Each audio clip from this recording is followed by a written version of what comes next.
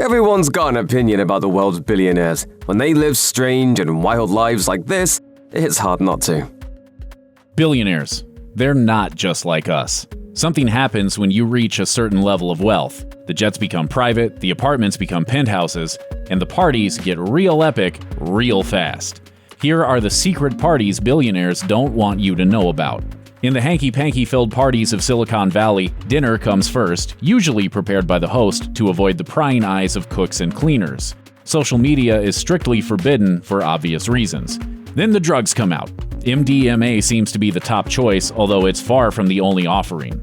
The guests break off into groups of 2, 3, or more, usually for cuddle puddles, a cute way to describe a gang of groping millionaires and billionaires. From there, things get really freaky.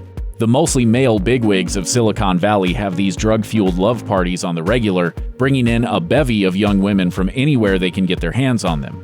And get their hands on them they do, often with their wives and girlfriends right beside them. These men tend to be the wealthy tycoons behind some of the biggest brands in the world. As Emily Chang, author of the book Brotopia, describes it, they like to treat these parties as extensions of their world-changing professional philosophies by overturning traditions in their private lives. In the end, that means a boatload of hookups in private mansions, estates, and yachts the world over.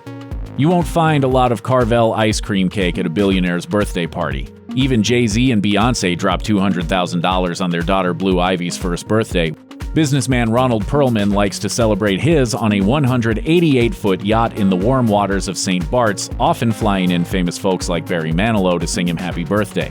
Retail tycoon Philip Green once surprised 100 of his friends with a last-minute trip to the Maldives for his 55th. And that's nothing compared to Joe Low, the Malaysian billionaire who turned his 31st birthday into the biggest bash Las Vegas had ever seen, even though no one was quite sure who he was. Low built what looked like an aircraft hangar on a vacant plot of land and then filled it up with some of the world's biggest stars. Leonardo DiCaprio, Kanye West, and Kim Kardashian were there, along with a Ferris wheel, carousel, circus trampoline, and cigar lounge. Jamie Foxx hosted with performances by Britney Spears, Q-Tip, and Chris Brown. To end the night, a giant fireworks show exploded over the Nevada desert. Henry Nicholas, the founder of the tech company Broadcom, turned a warehouse in California into a never-ending adult fantasy room. The personal pleasure pad was reportedly stocked to the brim with cocaine, meth, and ecstasy, along with cutting-edge technology, making it the ultimate spot to hang with his friends and an endless rotation of ladies of the night. And when that wasn't good enough, Nicholas allegedly hired a construction team to covertly connect the place to his home through underground passageways. This shouldn't come as a shock to the folks who know anything about him. He used to secretly spike his colleagues' drinks with ecstasy, and he once smoked so much marijuana on his private plane that the pilot was forced to put on an oxygen mask. Unfortunately, at least for Nicholas, it all came tumbling down when he was arrested for his Caligula-esque lifestyle, along with a laundry list of securities fraud. He was acquitted of all charges, but his rap sheet still isn't a great look for him. The Cannes Film Festival is a lot of things, from a glamorous party to an over-the-top trade convention. Hollywood heavyweights cut deals and schmooze with their favorite movie stars. But for the working girls who fly in, it's a bit of a goldmine. Thousands of women flock to the fest every year, from high-end call girls charging in the thousands to streetwalkers plying their trade for $50. But find the right John and you can hit it big. Some of the women have been reportedly known to make $40,000 a night. According to a Lebanese businessman who described the scene to The Hollywood Reporter, there are about 30 or 40 luxury yachts in the bay during the festival each year. Each boat is filled with about 10 women plus drugs and alcohol. And apparently, this has all been going on for the past 60 years. The 2012 Kappa Beta Phi dinner, a secret gathering of Wall Street royalty, began with the address, "Good evening, exalted high council, former grand swipes in waiting, fellow Wall Street Kappas, and worthless neophytes." The dinner was designed as an ultra-exclusive financial community fraternity at the dawn of the Great Depression. Kevin Roose, author of the book Young Money, described it as a sort of one-percenters friars club. It's a chance for some of the richest men in the world to shut the doors and let loose. It may be the only place you can see literal billionaires perform sexist and homophobic skits and sing lame song parodies about how rich they are. As Roose put it, here were executives who had strong ideas about politics, society, and the work of their colleagues, but who would never have the courage to voice those opinions in a public setting. Roose snuck into the 2012 festivities, and when he was discovered, none other than Wilbur Ross acted as a one-man bouncer and dragged him out. The black tie dinner isn't for prying eyes. It sounds like something Occupy Wall Street would invent if they wanted people to hate bankers even more. Burning Man may be full of trust fund kids and millionaires, but it's always gone out of its way to shun showy signs of its own wealth. Not so for Further Future, the offshoot festival designed for and by the uber wealthy. If you've always wanted to be a burner but also have access to top-notch lavender lattes, this is the spot for you. Its website lists unabashed luxury as one of its primary goals, and its guests won't be disappointed. Beyond the VIP fencing sit Airstreams and lunar palaces going for thousands of dollars per night, often fully staffed with personal valets and private chefs. If that's not good enough, Nobu offers $250 a seat dinners, or you can just take part in something called a smudging aura cleansing. Saline and vitamin transfusions are available, and there's a beer and foie gras a torsion tasting. Dressed in the steampunk futurism style that's the official aesthetic of the festival, entrepreneurs and tech billionaires mingle, cutting deals between wellness panels. So let the burners eat cake. This is where the powerful come to play. As Mel Brooks once said, "It's good to be the king." in Saudi Arabia, it's good to be one of the kingdom's 10,000 princes, flush with cash and a lack of concern for their family's oppressive rules. Why else would a deeply religious theocracy look the other way as its royal class hosts decadent parties, breaking every law in the books? One Saudi prince named Faisal is a second-tier cadet prince, which is about as far from the throne as you can get, but he still enjoys all the perks and privileges of princehood. His epic 2009 Halloween party, whose details were revealed in a leaked diplomatic cable, is still the talk of the town. Alcohol was plentiful at the party's bar, despite being prohibited by Saudi law and custom. There were also plenty of working girls among the guests, which is allegedly not uncommon at such parties. A guest list determined who made it inside the exclusive affair. The scene resembled a nightclub with alcohol, dancing, a DJ at the turntables, and guests in costume. It's a good thing Saudi Arabia just lifted its ban on female drivers, so that next time Prince Faisal can invite even more single ladies. According to a spokesperson for Bohemian Grove, the mysterious annual retreat of political power players in Northern California, the club is nothing more than a chance to share a passion for the outdoors, music, and theater. But then again, this is where the early planning for the Manhattan Project took place, so it might not be all fresh air and camp songs. No outsiders really know for certain what this place really is, but when former President Bill Clinton was asked about it, he said, "That's where all those rich Republicans go up and stand naked against redwood trees, right?" Spy magazine reporter Philip Weiss managed to sneak into Bohemian Grove back in 1989 and then reported on the handful of rules he encountered. Basically, they were don't do business, don't pee on the trees, and always be drunk. Only the last rule was strictly enforced, though. Inside the campgrounds, he found powerful men making powerful decisions over copious amounts of alcohol. In one notable bit of Bohemian Grove history, in the summer of 1968, Ronald Reagan reportedly agreed not to primary Richard Nixon as the two mingled there. At the 2018 President Club charity dinner at London's Dorchester Hotel, host Johnny Gold declared, "Welcome to the most un-PC event of the year." That may actually be an understatement. Supposedly a fundraiser for a variety of English charities, the real purpose of this men's-only gathering seems to be a bit more nefarious. British power players from the worlds of finance, politics, and business gather every year to throw their money around, imbibe, and leer at the scantily clad hostesses. In fact, that last part seems to be the main purpose of the party. Hostesses are hired based on their looks and then ordered to wear black underwear to better match the skimpy outfits they're given upon arrival. Once their phones are confiscated, they're given drinks to loosen them up and then paraded out for the men to gawk at. This was reported by Madison Marriage of the Financial Times, who went to the dinner undercover. Hands are slipped up skirts, bottoms are pinched. Drunken men dive in for kisses and ask women if they're actually sex workers. The bathrooms are even monitored and the women are timed to make sure they don't just go and hide. Keep in mind that this is a charity event with prizes including lunch with former London Mayor Boris Johnson and the proceeds going to places like a prominent children's hospital. In the wake of the Times report, future iterations have been canceled. When you're a billionaire, you don't take no for an answer, especially not when it comes to your wedding. That's how Napster creator Sean Parker found himself among the redwoods of Big Sur, California back in 2013, celebrating the most lavish wedding this country's ever seen. No expense was spared. Over months, crews built an artificial pond, a bridge, rock staircases, fake stone castle ruins, and a 20-foot-tall wrought iron gate with the couple's initials. The costume designer for the Lord of the Rings movies created Tolkien-themed outfits for all 364 guests, including Sean Lennon, Emma Watson, and California Governor Gavin Newsom. Bunnies were handed out to cuddle with. Animal furs were draped on chairs and full beds. Pigs were roasted on a spit, and Sting sang in front of a 9-foot-tall wedding cake. It was said to cost between $5 million and $10 million. But then the bad press set in, and the legal issues started. One website called it an eco-wrecking wedding, and Parker was forced to write an apology. The wedding was hosted at a luxury hotel whose owners had failed to apply for the appropriate permits. But billionaires don't get in real trouble, not for long at least. Parker paid a fine and agreed to design an app for California as restitution. $1 billion is such a ridiculous amount of money that our tiny brains can't really comprehend just how much money it is. It's hard to imagine how people become billionaires, but even stranger is how some billionaires lose it all.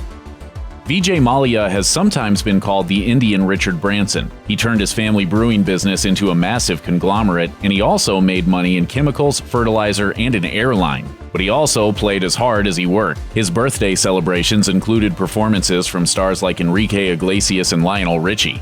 He even bought a stake in a Formula One racing team. Meanwhile, his company was having problems paying its staff. Mallya's airline owed employees back pay plus more than $1 billion in loans. In 2015, the authorities raided his homes and offices, so he fled India for Britain in 2016. But he wasn't out of the reach of the law, as he managed to get arrested twice in 2017 for defaulting on his loans and money laundering. Brazilian entrepreneur Ike Batista once openly bragged that he was going to become the richest person in the world. This wasn't a completely crazy goal, since he was already the 8th richest person and worth $35 billion. But then things went very south very quickly.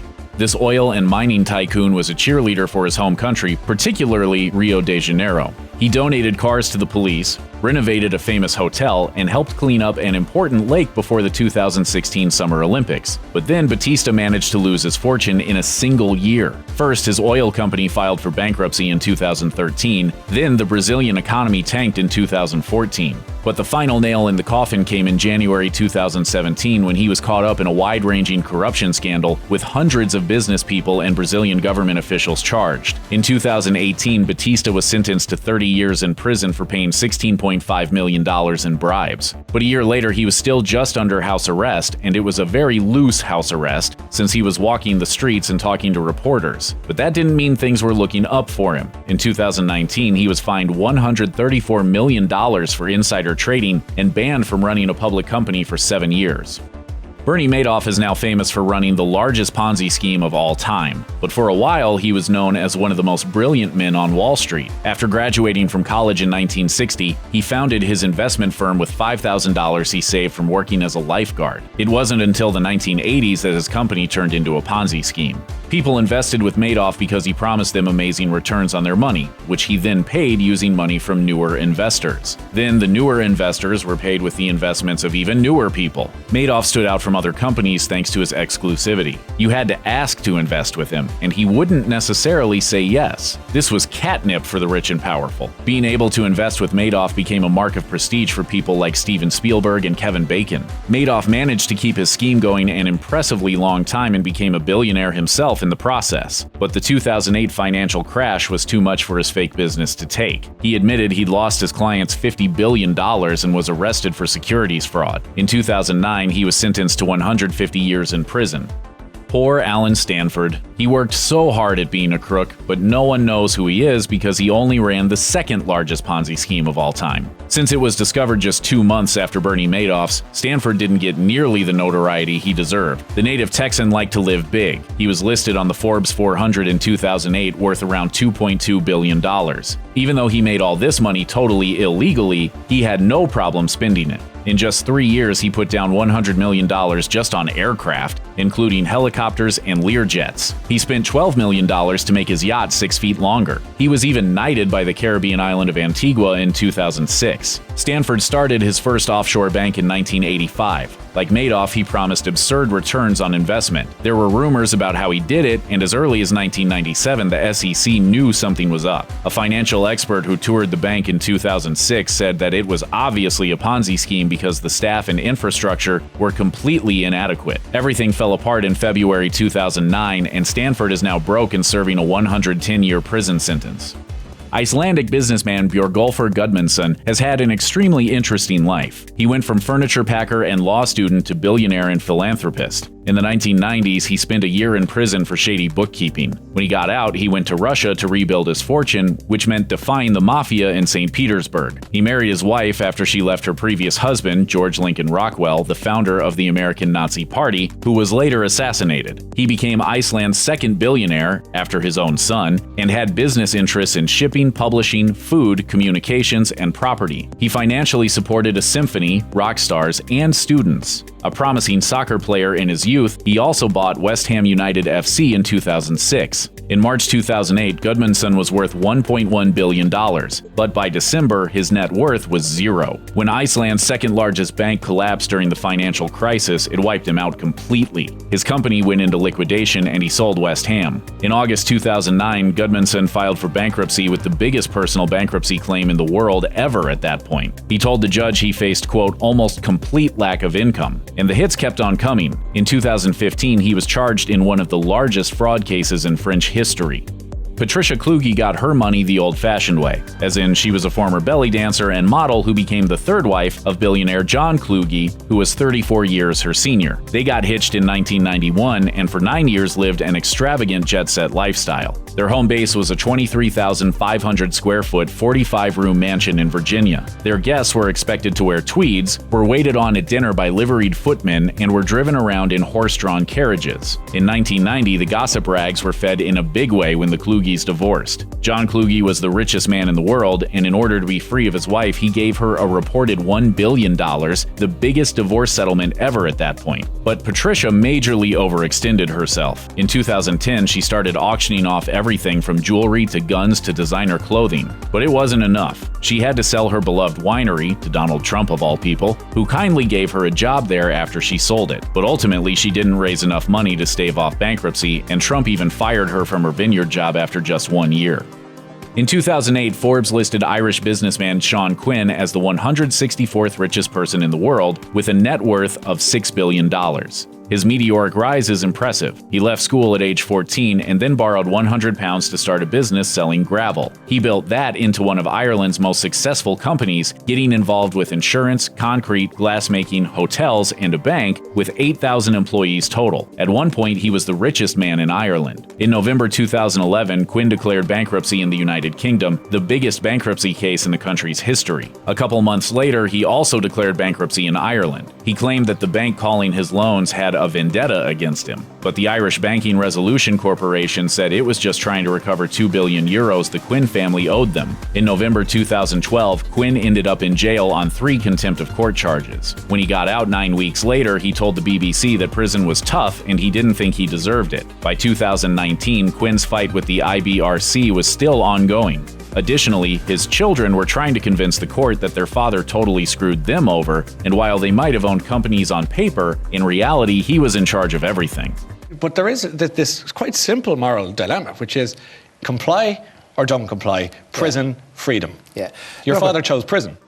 Jocelyn Wildenstein has been called the Bride of Wildenstein and Catwoman in the New York tabloids because of her very unique look. She's had plastic surgery done, but she told Paper Magazine in 2018 that her bitter ex-husband exaggerated just how much she went under the knife. As for her sharp eyes and cheekbones, she attributes those to her Swiss heritage. That bitter ex-husband did make her a billionaire, though, even if their divorce was tumultuous. For 20 years, she was married to French art dealer Alec Wildenstein, but their relationship fell apart suddenly in 1999. Jocelyn got a reported $2.5 billion in the divorce. It's hard to spend that amount of dough, but Wildenstein somehow managed to do it. She was used to spending $1 million a month when she was married, and she kept up that pace after her divorce. She bought $10 million in jewelry and spent $350,000 on a single Chanel dress. In a time before free talk and text, she ran up a $5,000 phone bill every month. In 2018, Wildenstein was surprised when she had to file for bankruptcy. Her $6.38 million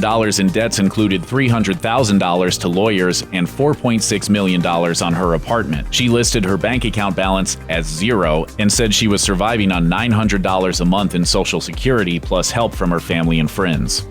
Jocelyn Wildenstein, you hear her name and you think of what? A cat face. Having ungodly amounts of money is not normal, so it makes sense that super rich people would also have abnormal personalities. With that in mind, these particular billionaires are actually really weird people. Because why have $1 billion and just be average? One billionaire who is basically a little kid with way too much money is Clive Palmer. This coal and iron magnate chose to open his very own dinosaur park in 2013. Dubbed Palmasaurus, the park featured over 160 animatronic dinos. He basically recreated Jurassic Park, but without the pesky side effects where the dinosaurs eat everyone. Unfortunately, the park proved less than popular with neighbors who found it hard to sleep with the dinos' endless roaring. Not satisfied with extinct robo-lizards, Palmer is looking to recreate the Titanic. In 2013, he released a video detailing his plans to build the Titanic 2 and actually have it set sail. It's Jack and Rose's Romeo and Juliet, and we've all got our own Romeo and Juliet story in our lives, and that appeals to everyone. He had hoped to launch Titanic 2 in 2018, but it hasn't materialized quite yet. In the meantime, no one let this guy watch the Terminator movies, okay?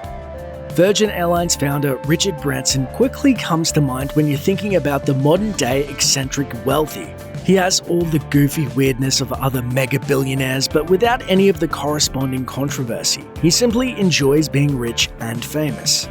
One of Branson's favorite activities is playing dress-up. He once donned Indian clothing to promote Virgin's new Mumbai to London route. He's also dressed up as a flight attendant, a mermaid, a bride, a pirate, the Easter Bunny, and more. Basically, every day is Halloween for Branson. He's also big into space travel and actively wants to make space tourism a thing.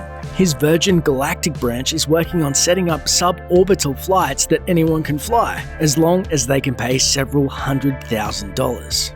Just because you're worth billions doesn't mean you have to spend gobs of money on things like clothing, but you also don't have to do what IKEA founder Ingvar Kamprad does, which is dress and act like he barely has a dime to his name. Despite being worth over $40 billion, Kamprad elects to spend as little of it as humanly possible. He buys virtually all of his clothes at flea markets and waits to get his hair cut until he's in a developing country that charges less. Unconfirmed rumors even suggest that he swipes salt and pepper packets from restaurants and recycles his tea bags. Yet despite his obsession with frugality, at one point Kamprad had to fork over billions in one go. When he quit as CEO of IKEA in the 80s, his sons sued for their rights to a big payout he got from stepping down. Kamprad allegedly lost and had to give up around $3 billion to his boys. Thanks, Dad. Businessman Robert Clark Graham made his fortune creating shatterproof lenses for eyeglasses, and he spent it on perhaps the strangest form of eugenics ever. In the late 70s, he established the Repository for Germinal Choice, a sperm bank designed to create only the smartest, most brilliant babies possible. Graham theorized he could do that by collecting sperm samples from nothing but Nobel laureates. He quickly learned, however, that limiting your sperm to Nobel winners was a bad idea, as most of them are old. That means a selection of sperm that really isn't ripe for freezing. Rather than give up and find a normal hobby, he simply started trying to get sperm from any brilliantly intelligent men. No Nobel required. And that they can share this great gift with youngsters yet to be born without diminishing themselves in any significant way. The project eventually ground to a halt, probably because the very idea of it is kind of horrifying. Before folding in 1999, however, the RGC did produce 217 children, and according to the BBC, the few who have gone public actually are pretty brilliant. But they don't really credit Graham for having a good idea, instead noting the importance of the environments they grew up in.